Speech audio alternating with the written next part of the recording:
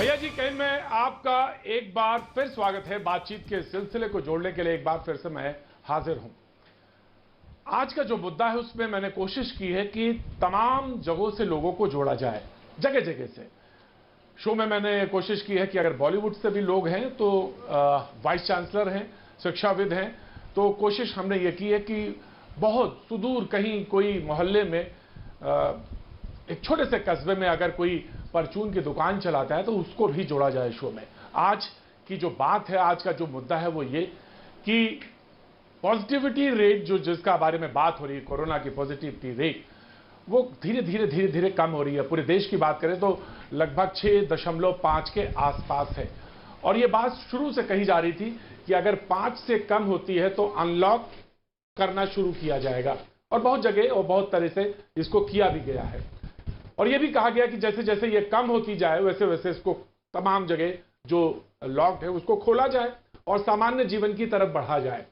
लेकिन इसी बीच एक खबर जो और आई है, जिसका जिक्र मैं कल कर रहा था, और वो बेहद महत्वपूर्ण खबर है, वो ये कि ब्रिटेन में 24 जून के बाद अनलॉक होना है। वहां पर देश में ये चर्चा है कि किया जाए या ना किया जाए, क्योंकि जिस तरह से केसेस वहां पे बढ़े हैं वो चिंता का सबब है। एक हफ्ते के अंदर डबल हुए हैं, और वो जो स्ट्रेन है उसके बारे में तमाम चर्चा है। और वो मुल्क यानी यूके की बात हो रही है जहां पे लगभग 35 से 36-37% लोग वैक्सीनेशन हो चुका है, जिसकी चर्चा मैं कल अपने शो में कर रहा था। तो यानी वैक्सीनेशन आधे से ज्यादा हो चुका है। वहां ये विषय है कि चर्चा हो रही है कि अनलॉक किया जाए या नहीं। हम जहां पे मौजूद हैं वहां पे 4-4.25% के आसपास वैक्सीनेशन किया है, और इस पर भी एक चर्चा है कि जो जिन्होंने पहला जैब लिया है वो हो सकता है 18 के आसपास, करोड़ के आसपास के हों, लेकिन जिनके पास अभी दोनों डोज हैं वैक्सीन की वो बहुत कम तादाद है। आज कोशिश करेंगे शो में तमाम सारे लोगों को जोड़ने की, क्या सही समय है और जीवन को सामान्य गति से पाने के लिए अभी क्या कुछ किया जाना बाकी है। हमारे साथ कैलाश खेर साहब जुड़ रहे हैं, बहुत बहुत शुक्रिया कैलाश जी। और बॉलीवुड से हैं, संगीत में न सिर्फ प्राण फूंकते हैं और निर्जीव से व्यक्ति में भी एक सजीवता ला देते हैं। बहुत बहुत शुक्रिया, थैंक यू सो मच हमारे साथ जुड़ने के लिए।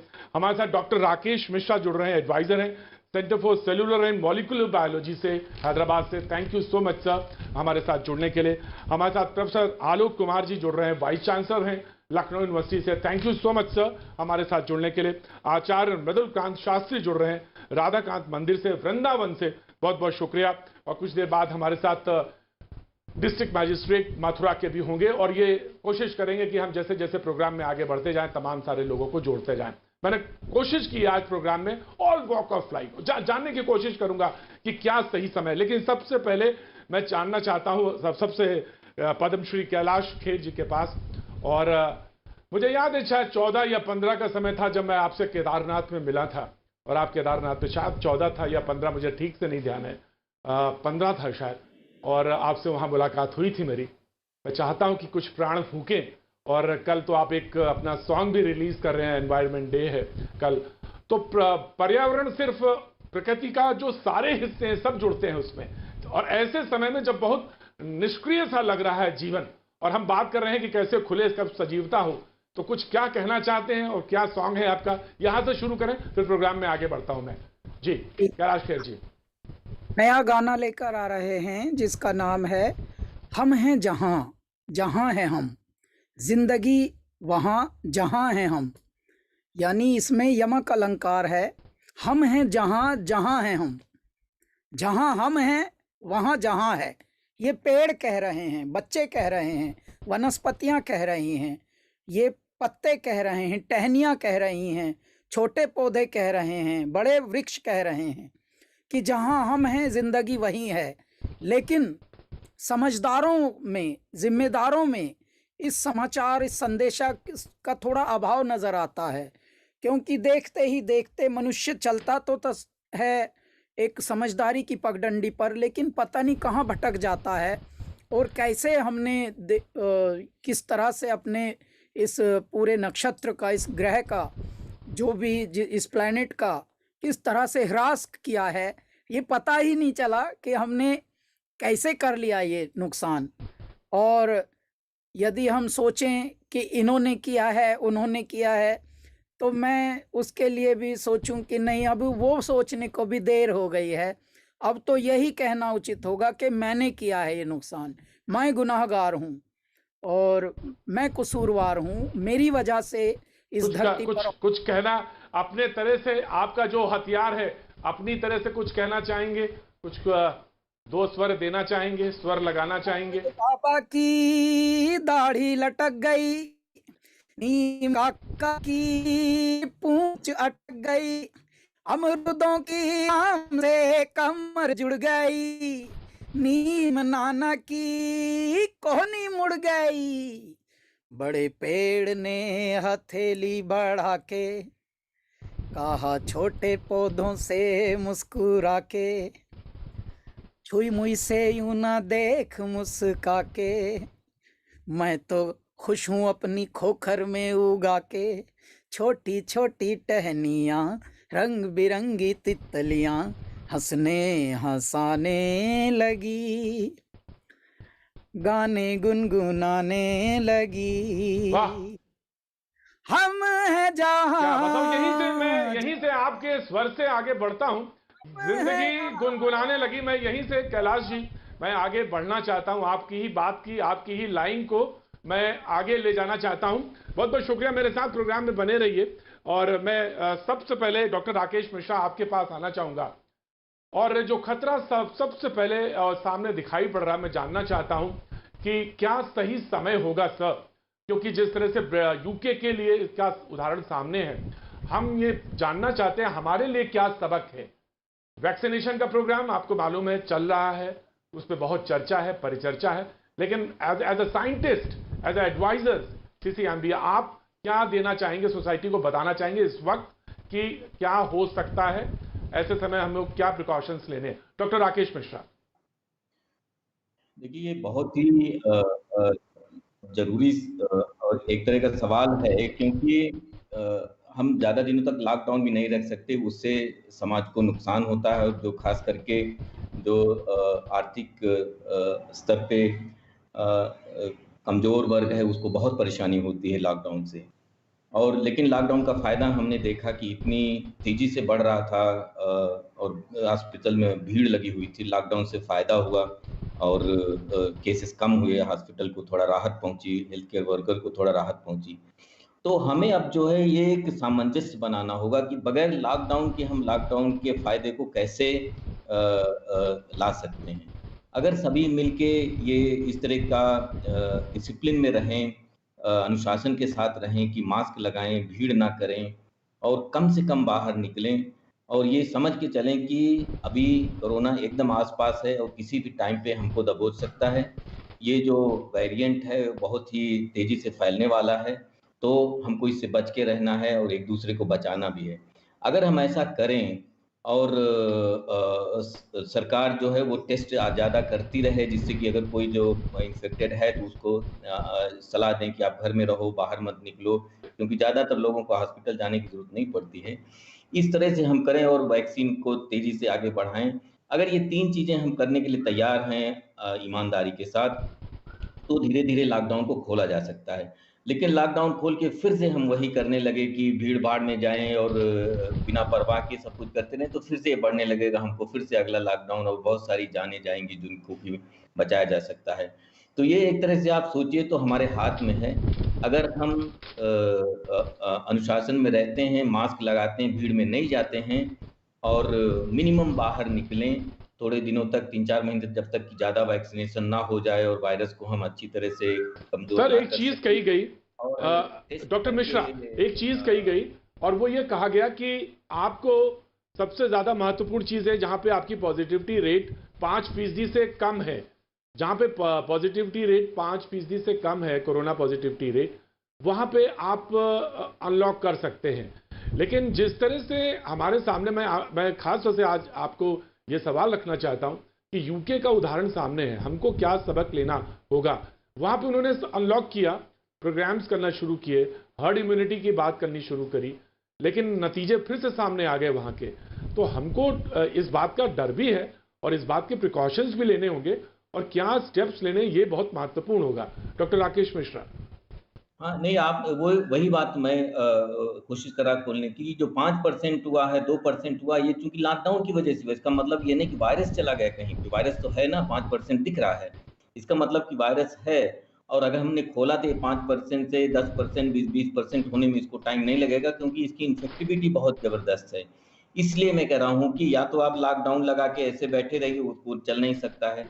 तो दूसरी चीज़ यही है कि हम अच्छी तरह से टेस्ट करते रहें, और जो पॉजिटिव हैं उनको क्वारंटाइन में रखें, आइसोलेट रखें, और बाकी लोग जो हैं वो वैक्सीन के लिए जाएँ, ज़्यादा से ज़्यादा वैक्सीन लगे। और दूसरी चीज़ कि हम खुद लॉकडाउन बना लें अपना ना, हम अनुशासन में रहें कि हम लॉकडाउन समझ के चल रहे हैं। हम बाहर नहीं निकलेंगे बिना ज़रूरत के, हम किसी से बिना मास्क के कभी बाहर किसी के साथ बात नहीं करेंगे। कोई घर में आए तो हम मास्क लगा के रखेंगे, खुली हवा में रखें, बंद कमरों में कई लोगों के साथ भीड़ में ना रहें। अगर हम ये कुछ चीज़ों का पालन सर करें। ये डॉक्टर राकेश, ये सारे सबक और ये सारी हिदायतें हम लोग में से कुछ लोग मानते भी हैं और कुछ लोग लापरवाह भी हैं, लेकिन मान के चलते ज्यादातर लोग इस बात को अब समझ गए, हम ये मान के चलते हैं। लेकिन अभी तक हम वायरस को नहीं समझ पाए हैं पूरी तरह से, और शायद दुनिया भर की जो साइंटिस्ट कम्युनिटी है उसी पे वो लगी हुई है। हम एज ए साइंटिस्ट आपको ये जानना चाहते हैं, मेरा लास्ट सवाल आपसे ये है कि म्यूटेशंस हो रहे हैं लगातार, हम बंदिशें भी करी हुई हैं, हम यूके से ना जा रहे हैं ना यूके से यहाँ पे आ रहे हैं, लेकिन उसके बाद भी कौन सा वेरिएंट कहां पे कितना खतरनाक हो जा रहा है, ये हम जानना चाहते हैं कि ये कैसे प्रोसेस हो रहा है, और इस पर हम कहां पर अपने को असुरक्षित महसूस करने लगते हैं। और हम जब कहते हैं कि थर्ड वेव की तरफ, तो ये और बड़ा खतरा, ये बड़ा चैलेंज हमारे सामने आ जाता है। तो हम ये जानना चाहते हैं कि लॉकडाउन ही एकमात्र सॉल्यूशन है या वैक्सीनेशन का जब तक जैसे चल रहा है वो एक तरीका है। देखिए, लॉकडाउन लंबा लॉकडाउन जो है परमानेंट सोल्यूशन है। लॉकडाउन टेम्पोररी चीज है, उससे बहुत नुकसान होता है। जैसे मैंने कहा, जो आर्थिक स्तर पे कमजोर वर्ग है उसको बहुत नुकसान होता है, और देश जो है ज्यादा दिन तक लॉकडाउन नहीं सस्टेन कर सकता। इसका हमें अनुभव हो चुका है, और हम अभी भी अनुभव कर रहे हैं। वेरिएंट जो है वो नए नए आएंगे, ये इस वायरस की फितरत है कि नए वेरिएंट बनाता है वो, क्योंकि इसी से वायरस सरवाइव करता है। लेकिन अभी तक एक अच्छी बात ये है कि जो भी वेरिएंट है, वो चाहे डेल्टा हो या अल्फा हो, ये सारे वेरिएंट जो है वैक्सीन इनके ऊपर इफेक्टिव है। बाई एंड लार्ज थोड़ा बहुत फर्क हो सकता है, लेकिन अभी ये वैक्सीन जो है वो इफेक्टिव है। तो हमको जल्दी से जल्दी ज्यादा से ज्यादा वैक्सीन लेके और वायरस को कमजोर ना समझ के हमेशा उससे थोड़ा डर के रहना है और सेफ रहना है। देखिए, अगर लॉकडाउन से वायरस कम हो रहा है तो इसका क्या मतलब है? इसका मतलब ये हुआ कि हम वायरस को कंट्रोल कर सकते हैं। इसका मतलब हुआ कि हम अगर मास्क पहने और भीड़ में ना लगाएं तो वायरस कुछ नहीं कर सकता हमारा, वो अपने आप नहीं उड़ेगा, हम उसको एक दूसरे के ऊपर ले जाते हैं।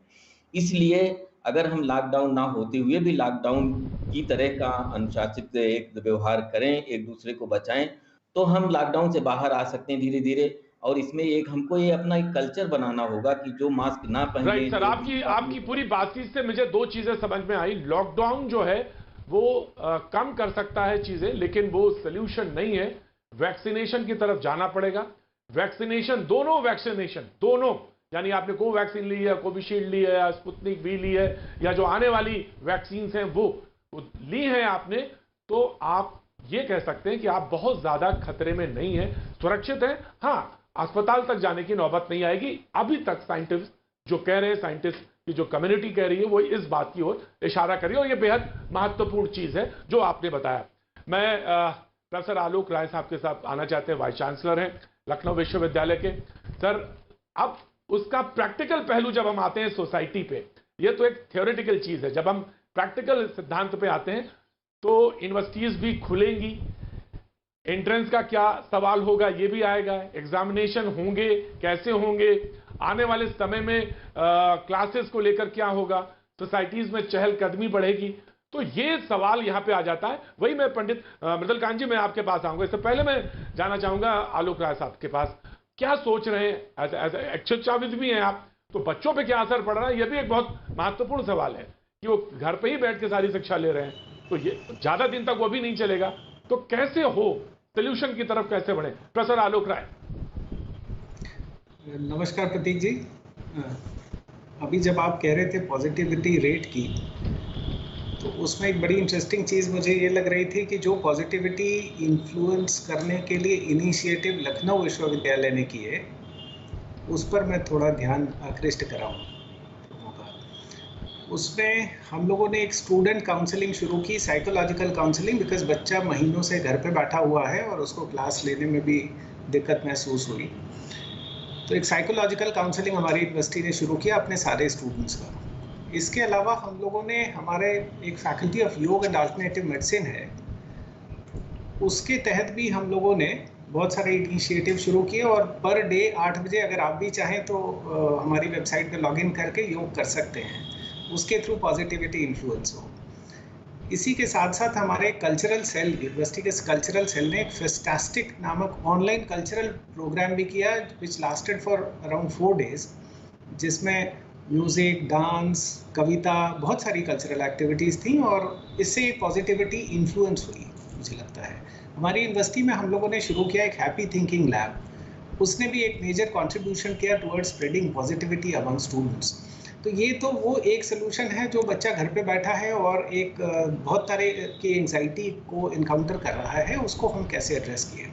आपने 2 बातें बहुत इंपॉर्टेंट कही, वो कि एंट्रेंस और एग्जामिनेशन के लिए यूनिवर्सिटीज़ क्या करेंगी और वो अपने को प्रिपेयर कैसे कर रही हैं। मैं इसके साथ एक चीज़ और ऐड करूँगा, वो कि जो मेन काम है एजुकेशनल इंस्टीट्यूशन का वो है टीचिंग लर्निंग प्रोसेस को इन्फ्लुएंस करना। और उसमें हम लोगों ने अपने, क्योंकि बीते दिनों भी ऐसी एक एक्सपीरियंस हो चुका था, तो हम लोगों ने थ्रू टेक्नोलॉजी अपने इंस्टीट्यूशन के आईटी इंफ्रास्ट्रक्चर को बहुत स्ट्रेंथन किया। और आज की तारीख में हमारी यूनिवर्सिटी की वेबसाइट का हिट मैं बताऊं तो करीब 1 साल में 3 करोड़ का है। ज़्यादातर टीचिंग कंटेंट हम लोगों ने अपनी वेबसाइट पे डाल दिए, डिपार्टमेंट के यूट्यूब चैनल्स खुले और उन यूट्यूब चैनल्स के थ्रू टीचर्स के लेक्चर पहुँचे। इस बीच में हम लोगों ने अपना एक लर्निंग मैनेजमेंट सिस्टम बनाया और not to rely on the बाहर से आया हुआ प्लेटफॉर्म, उसकी जगह हमने अपना एक लर्निंग मैनेजमेंट सिस्टम बनाया, स्लेट।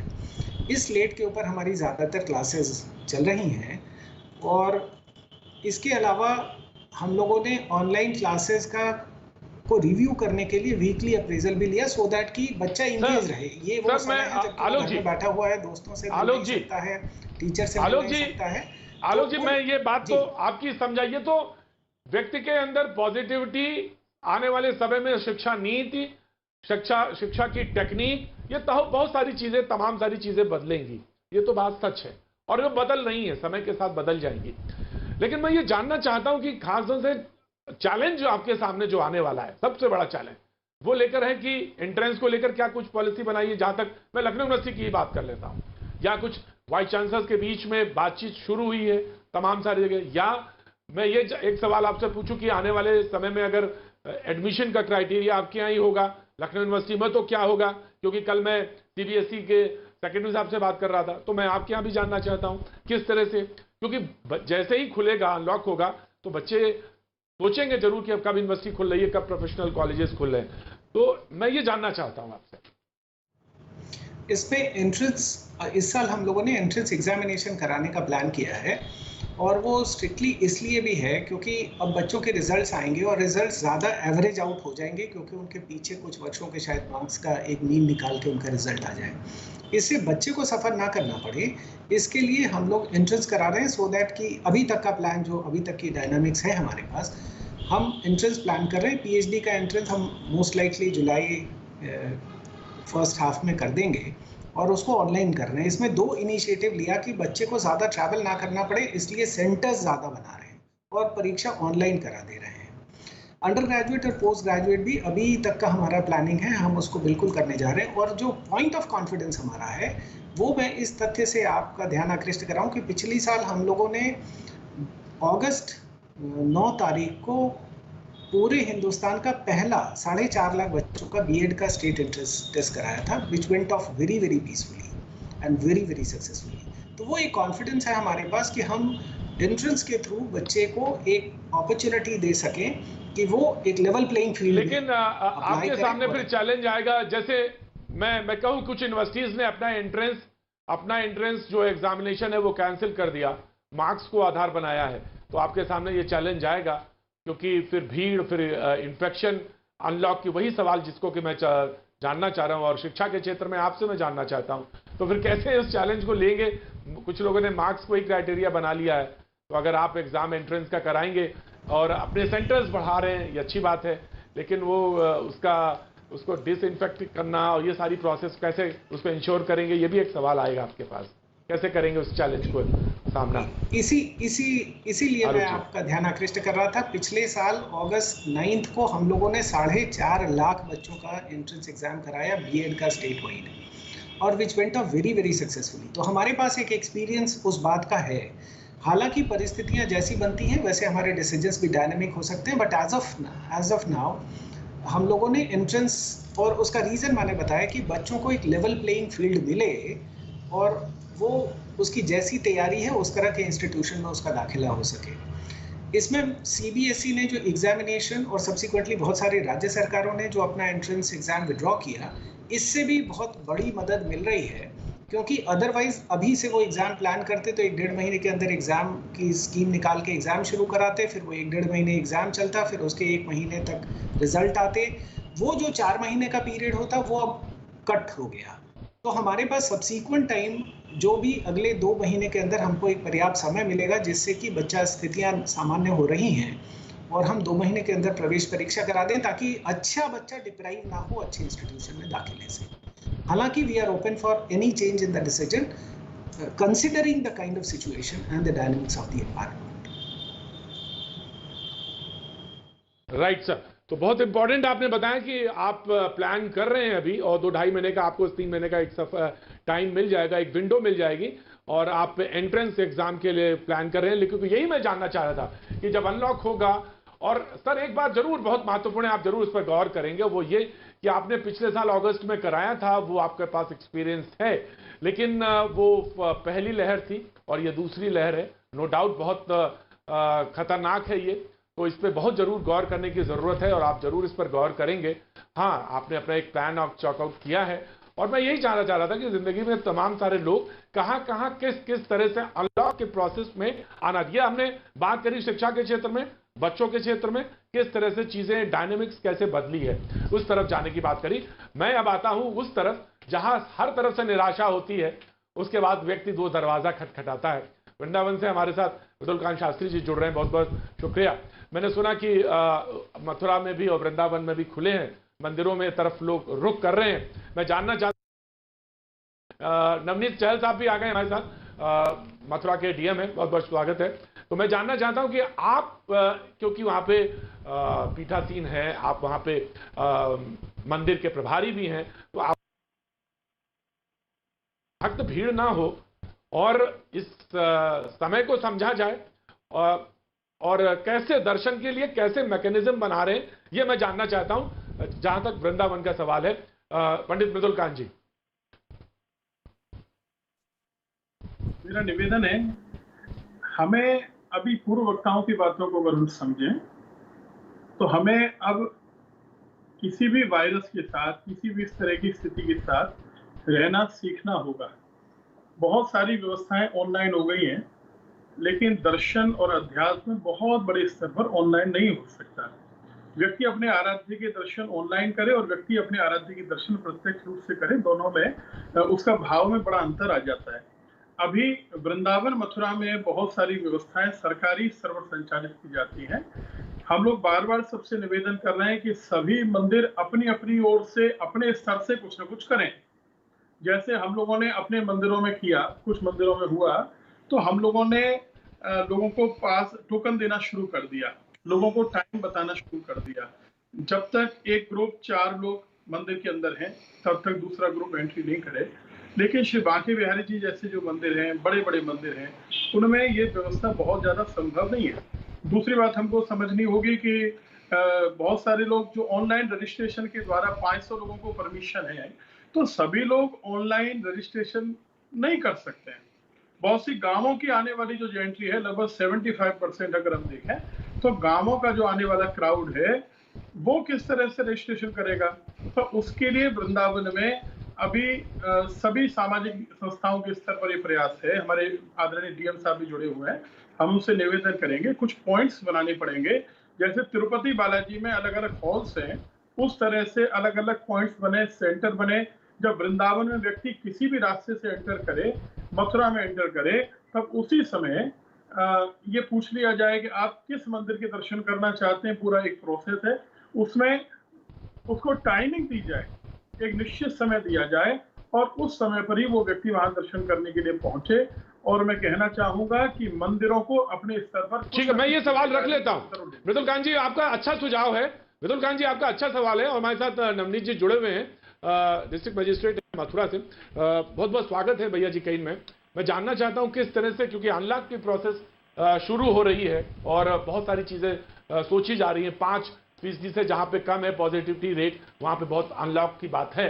लेकिन हमारे सामने यूके का भी उदाहरण है जिसकी मैं चर्चा कर रहा था, और वो बहुत मुश्किल वाले हालात वहां पे अनलॉक किया गया, उसके बाद चीजें वहां पे एकदम से चीजें वहां भी गड़बड़ हो रही हैं, वो उदाहरण है। लेकिन क्या सबक हमको मिल रहा है, किस तरह से धार्मिक क्षेत्रों में, खासतौर से वृंदावन मथुरा जहां पे आप हैं, तो वहां पर किस तरह से, जब जैसा कि मृदुल कांत जी बोल रहे थे, किस तरह से इंश्योर करेंगे कि ये चीजें काबू में रहें, लोग डिसिप्लिन में रहें और मंदिर की जो व्यवस्था है वो भी कायम रहे और दर्शन के लिए जो लोग आए वो भीड़ ना होने पाए। नवनीत जी।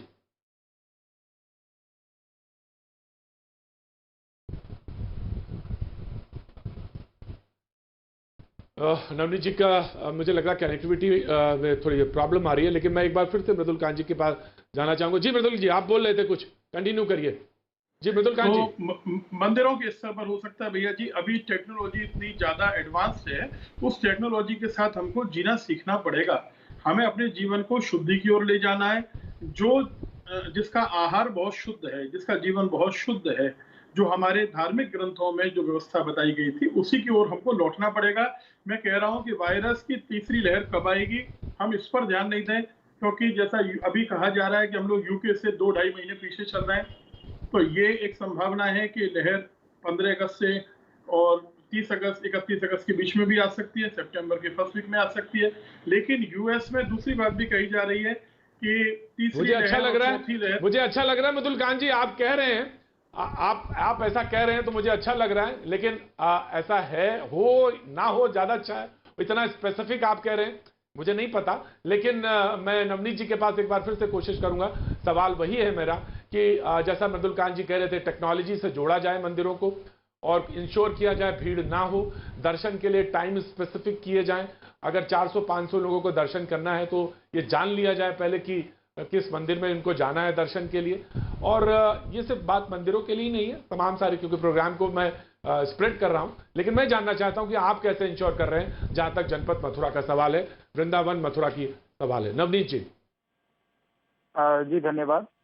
जनपद मथुरा में 1 जून से हम सभी जानते हैं कि उत्तर प्रदेश के काफी जिलों में जो आंशिक कर्फ्यू, आंशिक लॉकडाउन लगा हुआ था, उसके खुलने के बाद मंदिरों में अलाउ कर दिया गया है। पर एक समय में केवल 5 लोग ही किसी भी मंदिर के प्रेमाइसेस में एंटर कर सकते हैं और वहां पर दर्शन का लाभ ले सकते हैं। मथुरा एक धर्म नगरी है और यहाँ पर मथुरा के अतिरिक्त डिस्ट्रिक्ट हेडक्वार्टर के अतिरिक्त वृंदावन में भी और बरसाना में, नंदगांव में, गोवर्धन में, गोकुल में, पूरे जनपद में श्रद्धा के केंद्र बहुत सारे हैं, मंदिर बहुत ज्यादा हैं, टेम्पल्स बहुत ज्यादा हैं। तो सभी जगहों पर ये व्यवस्था सुनिश्चित की जाए जो शासन ने निर्देश दिए हैं कि एक समय पर मंदिर में 5 से अधिक लोग ना हो ताकि कोविड का संक्रमण ना फैले।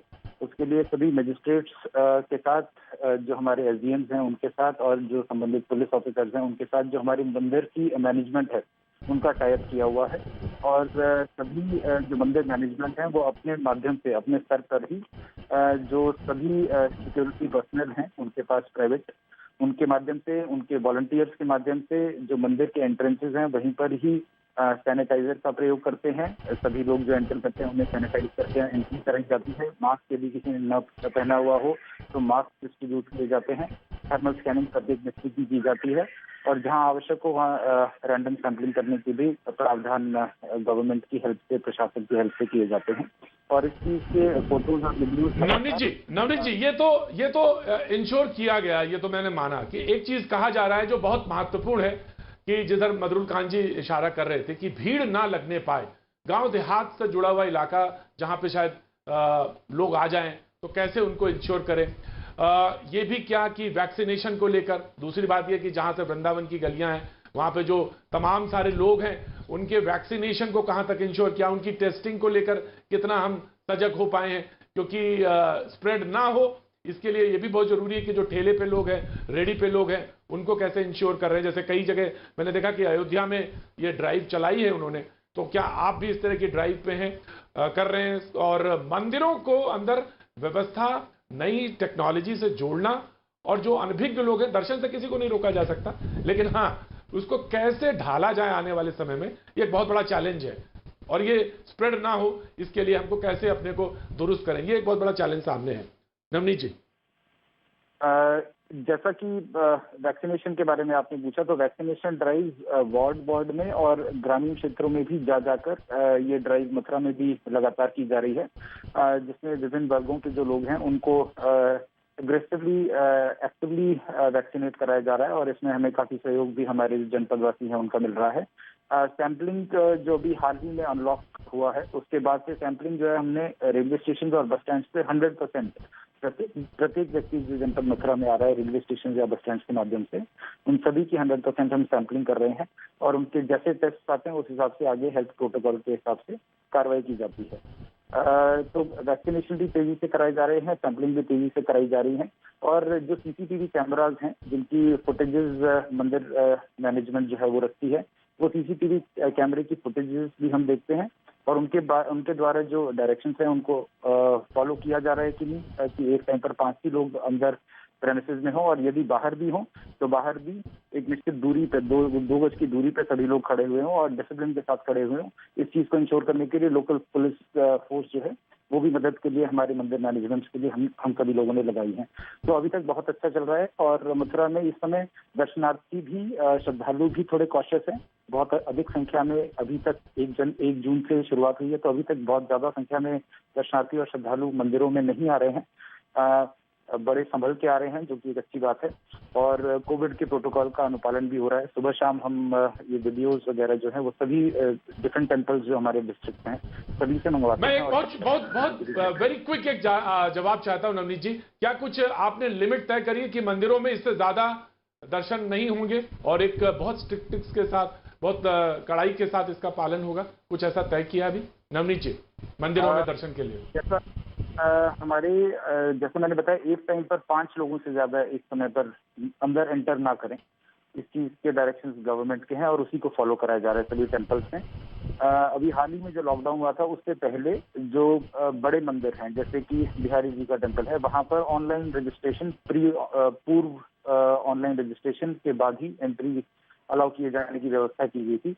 उसमें 1-1 घंटे के स्लॉट्स बनाए गए थे, और उन घंटों में निश्चित संख्या थी, इतने ही लाभार्थी, इतने ही दर्शनार्थी एंटर कर सकते हैं। तो लगभग 1000 के आसपास बहुत बहुत शुक्रिया नवनीत जी, बहुत बहुत शुक्रिया, थैंक यू सो मच, बहुत बहुत शुक्रिया बातचीत करने के लिए। तो मैंने आज कहा कि बात दरअसल यही है, आज का मुद्दा भी यही है कि अनलॉक के इस समय में जब बहुत सारे जिलों में धीरे धीरे पॉजिटिविटी रेट जो है वो कम हो रही है, तो किस तरह से अनलॉक हो, चैलेंज कितने बड़े हैं उसके बाद, और जो थर्ड वेव है उसकी तैयारी, इन तमाम सवालों से आज हम राब्ता कायम कर रहे हैं, बातचीत कर रहे हैं। और इसके बाद कुछ और मेहमान हमारे साथ जुड़ेंगे भैया जी। कहीं में वक्त एक छोटे से ब्रेक का, ब्रेक के बाद हम फिर हाजिर होते हैं। भैया जी कहीं में आपका एक बार फिर स्वागत है। बातचीत के सिलसिले को जोड़ने के लिए एक बार फिर से हम हाजिर हैं, और हमने जैसा कहा प्रोग्राम के सिलसिले में शुरुआत में कि आज हम तमाम वॉक ऑफ लाइफ, तमाम जगह से लोगों को जोड़ने की कोशिश कर रहे हैं। हमने अगर वाइस चांसलर से बात करी है, हमने डिस्ट्रिक्ट मजिस्ट्रेट से बात करी है, और अगर किसी मंदिर के पुजारी से बात करी है, तो कोशिश करी है आज हम अपने इस प्रोग्राम में जोड़ेंगे कि तमाम गली के उस कोने के अंतिम छोर पे जिसकी दुकान है उसको भी लेकर आए। और उद्देश्य यह है कि अगर अनलॉक करना है या अनलॉक होगा, जहां पॉजिटिविटी रेट 5 से कम होगी, तो जब अनलॉक की प्रोसेस शुरू होगी तो क्या चैलेंजेस हैं और हमको किस तरह से आगे आना। क्योंकि एक डर, एक घबराहट ये भी है कि जिस तरह से यूके में चर्चा है बहुत ज्यादा, और वही चर्चा यही हो रही है कि 24 जून के बाद जब वो अनलॉक हुआ तो वहां पर किस तरह से इसको चैलेंज को लिया जाए। यही बात करने के लिए आज हमारे साथ जो जुड़ रहे हैं इस समय सुहेल सेठ साहब, मार्केटिंग गुरु हैं। Thank you so much sir, और एक बार जुड़ने के लिए। हमारे साथ कुनिका सदानंद है जो कि जुड़ रही है, हमारे साथ अभिनेत्री हैं। Thank you so much Kunika हमारे साथ जुड़ने के लिए। सर सबसे पहले सुहेल साहब मैं आपके पास आना चाहूंगा। और ये जानना चाहूंगा कि चैलेंजेस तो बड़े हैं। यूके वाला भी एक है जिसमें अभी एक हफ्ते के अंदर डबल केसेस हो गए। वहां कहा गया वैक्सीनेशन आधे से ज्यादा लोगों को मिल चुकी है, उसके बाद ये चैलेंज आया। और हम अपने आप से भली बात परिचित हैं, हमको अपने बारे में किसी को कुछ नहीं बताना है कि वी नो हम लोग कैसे बिहेव कर रहे हैं, कैसे रहते हैं। अभी मेरे पास तस्वीरें थी जगह जगह की, किस तरह से लापरवाही है। लेकिन ये भी सच है कि लॉक ट्रैक के ज्यादा दिन तक रह नहीं सकते। तो क्या किस तरह से बढ़ना है आगे, ये बदली हुई जिंदगी कैसी होगी, हमको कैसे सबक लेना है, तो ये एक बहुत बड़ा चैलेंज है। इसको कैसे देखते हैं आप सुहेल साहब? तो प्रतीक जी, 3 चीजें हैं। एक तो हमें अपनी जिम्मेदारी अपने आप लेनी होगी। ये नहीं कि मोदी जी सब संभालेंगे, कोई आदमी नहीं संभाल सकता अगर आपका आचरण, अगर आपका बिहेवियर ठीक नहीं रहा। हमें Covid appropriate behaviour means Covid जिससे ना हो उस तरह का आचरण हमें पालना पड़ेगा, नंबर 1। नंबर 2, जैसे आपने सही कहा, देखिए लॉकडाउन परमानेंट नहीं है और हो भी नहीं सकता, क्योंकि जान और जहान, लाइव्स एंड लाइवलीहुड्स दोनों इंपैक्ट होंगे। लोगों में भय है, हमारा जो हेल्थ केयर का सिस्टम है वो बड़ा प्रेशर के अंडर है। तो मैं समझता हूं कि मास्किंग क्रिटिकल है और मास्किंग चलनी चाहिए। नंबर 3, जैसे आपने और मैं आपका प्रोग्राम देख रहा था, जैसे डिस्ट्रिक्ट मजिस्ट्रेट साहब ने कहा और विश्वविद्यालय के वीसी ने कहा, देखिए कोई संस्था, कोई प्रशासन आपको हर 24 आवर्स में हर समय आपके ऊपर निगरानी नहीं डाल सकता। You have to be responsible yourself. अगर हम अपनी मास्किंग नहीं करें, और जैसे कि आपने यूके का उदाहरण दिया, मैं यूके से आज बात कर रहा था कई लोगों से, क्योंकि वहां एक बड़ी कॉन्फ्रेंस भी है, इंडिया ग्लोबल कॉन्फ्रेंस। मैं उनसे जब बात कर रहा था, उन्होंने कहा देखिए लोगों का भ्रम है कि अगर वैक्सीनेशन हो गई तो कोविड नहीं होगा। कोविड आपको हो सकता है वैक्सीनेशन के बाद भी, और यहां बहुत उदाहरण है। आपको ये तय करना है कि आपका बिहेवियर, आपका आचरण समाज को खतरे में न डाले। तो हम जो इतने स्वार्थी हैं, जो इतने सेल्फिश हैं, हमें वो स्वार्थ थोड़ा पार्क करना पड़ेगा ताकि हम समाज को भी बचा सके। आपने एक बहुत ही अच्छी बात की वो प्रोग्राम के शुरुआत में, कि जो रूरल इंडिया है, जो हमारे गांव हैं, उनमें क्या हालचाल है। हेल्थ केयर खराब है, वहां एम्प्लॉयमेंट बहुत कम है। तो देखिए परमानेंट लॉकडाउन कोई सरकार कर नहीं सकती और करना भी नहीं चाहिए, पर हमें अपने बिहेवियर के लिए रिस्पॉन्सिबल होना पड़ेगा, अपने आचरण के लिए हमें जिम्मेदारी लेनी पड़ेगी। और अगर कुछ नहीं हुआ तो एक ऐसी कार्रवाई होनी चाहिए जिससे लोगों को सबक भी सिखाया जाए, क्योंकि आप सबको कंट्रोल नहीं कर सकते। और जैसे डीएम साहब ने कहा और वो पुजारी जी ने कहा कि मंदिर में हम ज्यादा से ज्यादा 5 लोगों को अलाउ करेंगे, ऐसे प्रोटोकॉल्स पहले से अनाउंस होने चाहिए। तो मेरी यही गुंजाइश है कि जो भी प्रशासन हो, जहां मर्जी हमारे देश में, प्रोटोकॉल्स अभी आप अनाउंस कर दो। प्रोटोकॉल्स के साथ एक और पी जोड़ दो, वो है पनिशमेंट। अगर आप ये प्रोटोकॉल नहीं फॉलो करोगे तो ये आपको पनिशमेंट मिलेगी। क्योंकि देखिए हमारे देश में हम सब समझते हैं कि अरे उसको होगा पर मुझे नहीं होगा, और इसी स्वार्थ ने हमें इस स्थिति पे पहुंचाया था। और आपने ठीक कहा, 3rd वेव की तैयारी प्रशासन को भी करनी चाहिए, हमें इंडिविजुअली भी करनी चाहिए। और मास्किंग 2 गज की दूरी, ये बहुत ही महत्वपूर्ण, बहुत अच्छे सजेशन थे, गुड सजेशन। और मैंने इसीलिए कोशिश करी है, क्योंकि थोड़ा सा मौसम गड़बड़ है और आसपास में यहाँ दिल्ली के, तो मैंने कोशिश तो करी है कि वो जो बहुत कस्बे में बैठा हुआ एक छोटे से परचून की दुकान का, जी दीपक जी जुड़ गए हैं, बहुत बहुत शुक्रिया। मेरठ के पास से जुड़ रहे हैं कस्बे से, थैंक यू सो मच। और हमारे साथ डॉक्टर स्वाति महेश्वरी भी जुड़ रही है इंटरनल मेडिसिन से, बहुत बहुत शुक्रिया, thank you so much doctor Swati. Kunika, मैं आपके पास आना चाहता हूँ। पिछले हफ्ते मैं कोशिश कर रहा था आपसे बातचीत करने के लिए, तो पता चला जब प्रोग्राम शुरू होने वाला था उसी समय आपको झुग्गी झोपड़ियों में कुछ बांटने के लिए जाना था। तो मैंने कहा वो ज्यादा बड़ा काम है और यहाँ पे आके बैठना उतना कोई जरूरत नहीं है, लेकिन आज आपका समय मिला। मैं जानना चाहता हूँ कि इश्यूज क्या है वहां पर। जब आप जाती हैं तो वहां पे तो वो रोजमर्रा के जीवन में रोज काम करने वाले लोग हैं, जब जाएंगे तो पैसा आएगा। जिसकी तरफ सुहेल सेठ इशारा कर रहे थे। तो चैलेंजेस बहुत बड़े आ रहे हैं और अभी तो इस पैनल में डॉक्टर स्वाति अब जुड़ रही हैं, वो बताएंगी उसका क्या असर होने वाला है। तो मैं जानना चाहता हूं आपसे कोनिका कि वो लोग क्या कह रहे हैं और किस तरह से बात कर रहे हैं, खासतौर से अनलॉक की प्रोसेस को लेकर वो क्या कहना चाहते हैं और कुछ चीजें तब्दीलियां आई हैं या स्टिल हमने कोई लेसन्स नहीं लिए हैं अभी। कोनिका। जी प्रतीक जी, थैंक यू वेरी मच कि आपने ये टॉपिक छेड़ा है और आज इसके ऊपर आप डिबेट कर रहे हैं। हमारे जो हेल्थ केयर जो वर्कर्स हैं या जो हेल्थ केयर सिस्टम है वो इस वक्त बहुत ही बोझ तले दबा हुआ है। लेकिन जैसे आपने मुझसे पूछा कि जब मैं वहां जाती हूँ ग्रास रूट लेवल में काम करने के लिए तो मुझे क्या दिखाई देता है, मुझे बहुत सारा मतलब लापरवाही, मुझे बहुत सारी लापरवाही दिखाई देती है। लोग मास्क नहीं पहनते हैं, सचमुच लोगों को ऐसा लगता है अरे कोरोना वोरोना कुछ नहीं है, अरे मैडम ये सब सरकार की बनाई हुई कहानी है, you know this is how people talk. So सबसे पहले तो अनलॉक करने से पहले हमको ये सारे लोगों का मुंह बंद करना पड़ेगा जो ये, sorry to use this word, बकवास फैलाते हैं कि कोरोना गौमूत्र से ठीक होगा, काउडंग की लीपन कर, मतलब गाय की लीपन, काउडंग की लीप कर दीजिए तो घर में नहीं होगा। ये सब बंद करना पड़ेगा, इसके ऊपर बहुत बड़ा पनिशमेंट सबसे पहले देना पड़ेगा। उसके अलावा जैसा सोहेल साहब ने कहा और आप भी कह रहे हैं, लॉकडाउन परमानेंट नहीं हो सकता। लॉकडाउन परमानेंट इसलिए नहीं हो सकता कि कुछ लोग ऐसे हैं जो रोज कुआं खोदते हैं और पानी निकालते हैं और फिर उनको पानी मिलता है पीने के लिए। मैं ये खाने की मतलब रोजगार के संदर्भ में कह रही हूँ।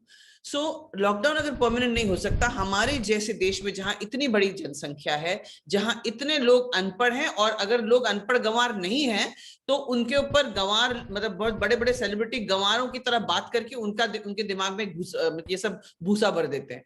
सो we have to be very careful when we open up, we need to open up and हमको ये देखना होगा कि कैसे हम लोगों तक ये एडवोकेसी पहुंचाएं। कोनिका मैंने आज इसीलिए पूरी डिबेट में बहस नहीं रखी है। कोनिका मैंने बहस नहीं रखी है, मैंने सिर्फ कोशिश की है कि सिर्फ बात हो। जब आपने कहा नहीं वो गोबर से लेप दिया जाए तो नहीं होगा, आपने कहा गौमूत्र पी लिया जाए, अभी इसमें करते क्या, इस डिबेट में दो इधर वाले लाते और दो इधर वाले लाते और एक अच्छी खासी बहस करवाते, हल्ला होता। मैंने वो कोशिश नहीं की है। जो साइंटिफिकली प्रूवन है वो साइंटिफिकली प्रूवन है, उसमें कहीं कोई बहस की कोई गुंजाइश ही नहीं। अरे हमको आगे फॉरवर्ड बढ़ना है कि हम इस बहस को करें, हल्ला मचाएं और उसके बाद आगे बढ़ जाए। तो बिल्कुल very very rightly you pointed out, बहुत ही सही बात आपने कही कि जो बात सोहेल साहब ने भी कही कि हमको कहीं ना कहीं कुछ जुर्माने की भी सोचना पड़ेगा और हमको कुछ सबक जो लिए हैं उसको बहुत, और अभी से अगर अनलॉक हो तो हमको बहुत सारी चीजें घोषित कर देना चाहिए। डॉक्टर स्वाति महेश्वरी, मैं आपके पास आना चाहता हूं। दीपक जी आप वेट करिए, मैं आता हूं आपके पास क्योंकि मैंने खास तौर से आज आपको बुलाया प्रोग्राम में। डॉक्टर स्वाति महेश्वरी, हमने यूके मॉडल से कुछ सबक ले पाए हैं या लेने की जरूरत है? और वो जिसके तरफ सोहेल साहब इशारा कर रहे थे, उनका बात हो रही थी और उन्होंने कहा कि वैक्सीन लेने के बाद भी हो सकता है, लेकिन इससे मतलब ये नहीं है कि आप डर जाएं। वैक्सीन के आप दोनों जैब लीजिए, दोनों डोजेज लीजिए और आप अस्पताल कम से कम नहीं जाएंगे, ये अभी बात कही जा रही है, साइंटिफिकली ये बात अभी तक सिद्ध है। जी डॉक्टर स्वाति। बिल्कुल ठीक बात है प्रतीक जी, और वही लोगों के मन में ये भावना नहीं आनी चाहिए कि लॉकडाउन खत्म तो कोरोना खत्म, ऐसा बिल्कुल भी नहीं है। और यही हम यूके से सबक ले रहे हैं कि वायरस जो है वो जो म्यूटेट कर रहा है तो अपने आप को कमजोर नहीं कर रहा है और ताकतवर बना रहा है और ज्यादा शरीर ढूंढ रहा है, फैलने के लिए शिकार ढूंढ रहा है। दूसरी बात ये भी है कि एक तरफ हमारे पास अब वैक्सीनेशन का जो सुरक्षा कवच आया है वो अभी तक हम सब लोगों तक नहीं पहुंचा पाए हैं। यूके की बात करें, यूएस की बात करें तो वहां भी वो अभी तक अपनी सारी जनसंख्या को नहीं लगा पाए, इसलिए ये कंट्रीज आज भी रिस्क पर हैं कि फिर से संक्रमण वहां फैल सकता है, ऐसे लोगों में फैल सकता है जिनको अभी वैक्सीन नहीं मिली है। तो इसलिए बहुत ज्यादा जरूरी है। और आज देखिए एसबीआई की भी एक रिपोर्ट आई है जो साफ तौर से डॉक्टर स्वाति बहुत स्पेसिफिक सवाल है, डॉक्टर स्वाति बहुत स्पेसिफिक सवाल है। उन्होंने कहा कि हमने आधी आबादी को तो यूके में कर दिया है, तो हर्ड इम्यूनाइजेशन की बात हो रही थी कि हर्ड इम्यूनिटी आ जाएगी तो फिर नहीं होगा, तो वो भी बात अब नहीं समझ में आ रही इन लोगों को। दूसरी बात ये कि वो जो यूके का जो वायरस अभी है वहां पे मौजूद, वो उसके ऊपर वैक्सीन का असर कितना है ये लोग भी जानना चाहते हैं और इसको सबक के तौर पे देखना चाहते हैं। डॉक्टर स्वाति। बिल्कुल, देखिए प्रतीक जी, अगर हम बात करें, वहाँ ज़्यादातर इस वक़्त फाइज़र और कोविशील्ड की वैक्सीन यूके में लगाई जा रही है। तो ये माना जा रहा है कि पहली डोज़ लगाने के बाद जो अभी डेल्टा वेरिएंट है, जिसकी हम लगातार भारत में भी बात कर रहे हैं, इस वेरिएंट से आपको 33% सुरक्षा मिलती है पहली डोज़ के बाद।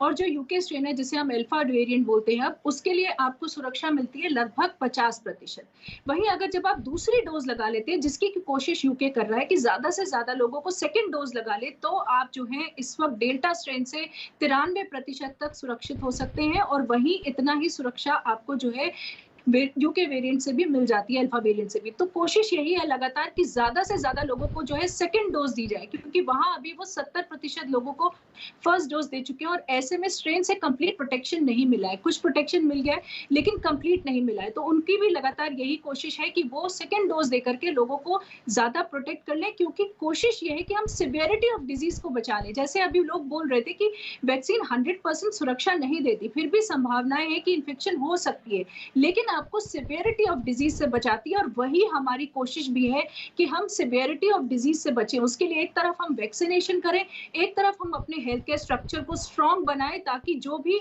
जिसको भी जरूरत है, जो सिवियर हो रहा है, उसको जो है वो जरूरत चीजें, चाहे ऑक्सीजन हो, वेंटिलेटर हो, दवाइयां हो, वो सब मिले और उसकी वजह से, उसके अभाव में उसकी मृत्यु ना हो। और यही एसबीआई की रिपोर्ट भी अब कह रही है कि भारत में तीसरी वेव आ सकती है और वो उतनी ही घातक होगी जितनी की दूसरी वेव है। उन्होंने यहाँ तक बोला कि ये 98 दिन की हो सकती है तीसरी वेव। लेकिन उनका भी कहना है कि अगर हम जो सीरियस केसेस हैं उनकी मात्रा 20% से घटा करके 5% पे ले आए, जो कि हम वैक्सीनेशन से कर सकते हैं, इंफ्रास्ट्रक्चर को बेटर करने से कर सकते हैं, तो हम मृत्यु दर जो है हमारा, उसको हम जो नंबर्स हैं उसको हम लगभग 40,000 के आसपास रोक सकते हैं। और वहीं अभी जो सुहेल सेठ बोल रहे थे कि हमें जो प्रोटोकॉल्स हैं उनको स्ट्रॉन्ग करने की जरूरत है, उसमें बहुत इंपॉर्टेंट पॉइंट है, ये सबक के तौर पे है।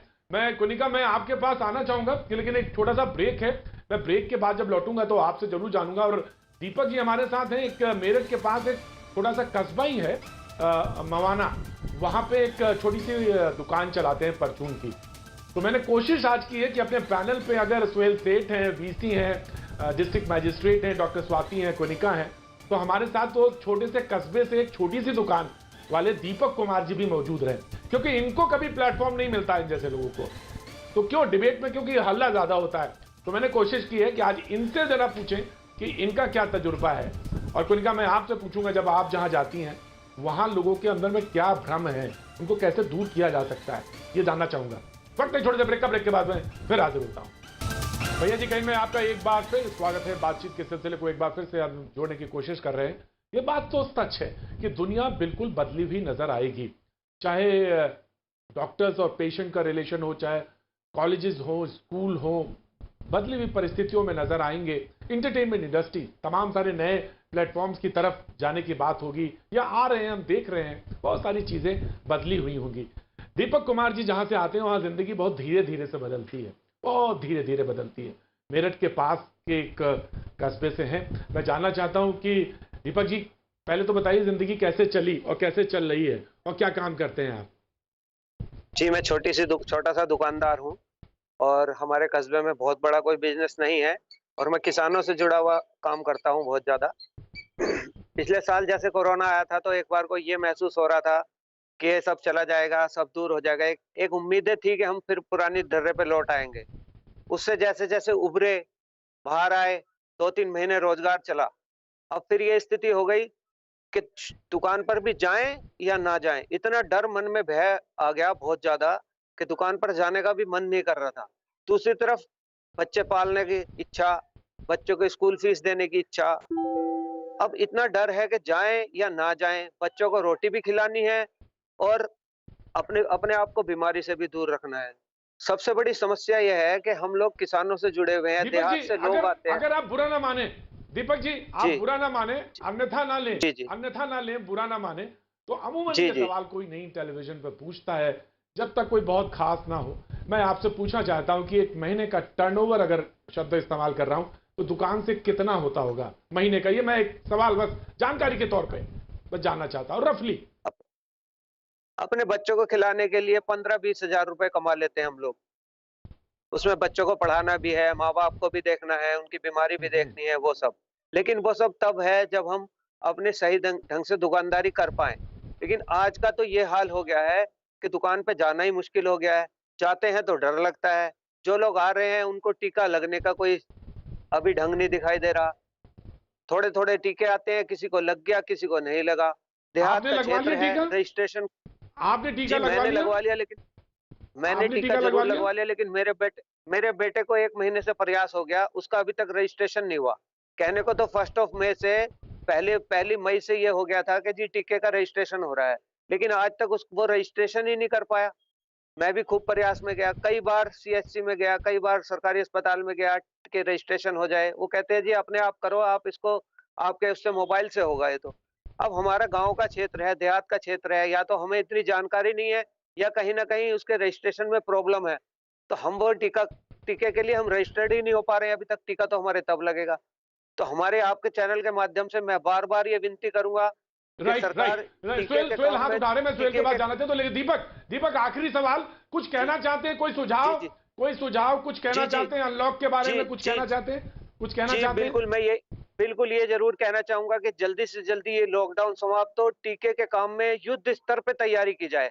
प्रतीक जी, मैं एक छोटी सी 2 लाइन और आपके लिए कहना चाहूंगा, जो मैं पढ़ के कहूंगा आपके लिए।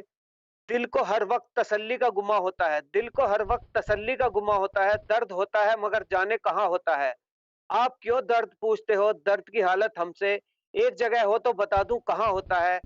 आप आए तो सुकून, आप ना आए तो सुकून, दर्द को दर्द का एहसास कहाँ होता है, दर्द को दर्द का एहसास कहाँ होता है।